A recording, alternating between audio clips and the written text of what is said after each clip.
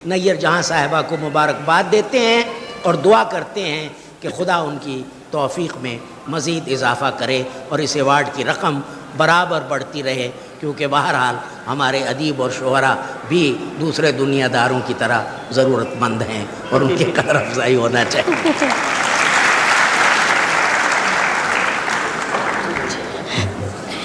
ایک نظم پیش کرتی ہوں۔ میں نے پڑھنا سیکھ لیا ہے، میں نے پڑھنا سیکھ لیا ہے، چاہت میں ڈوبے چہروں کو، چاہت میں ڈوبے چہروں کو اور وفا کی تصویروں کو، آنکھوں میں لکھے جذبوں کو، عدل انصاف کی تحریروں کو میں نے پڑھنا سیکھ لیا ہے۔ جب سے پڑھنا سیکھ لیا ہے میرے اندر خوف کی چڑیا تنہائی کی ڈال پہ بیٹھی کانپ رہی ہے۔ جب سے پڑھنا سیکھ لیا ہے میرے اندر خوف کی چڑیا تنہائی کی ڈال پہ بیٹھی کانپ رہی ہے، اپنا بسیرا ڈھونڈ رہی ہے۔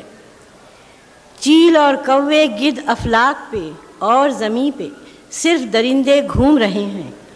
میرے اندر دکھ کا سمندر جاگ اٹھا ہے، کیا کیا چکنا چور ہوا ہے۔ خوف سے میں خود بھی لرزاں ہوں، سوچ رہی ہوں میرے شانوں پر بھی جانے کتنے چہرے آویزاں ہیں۔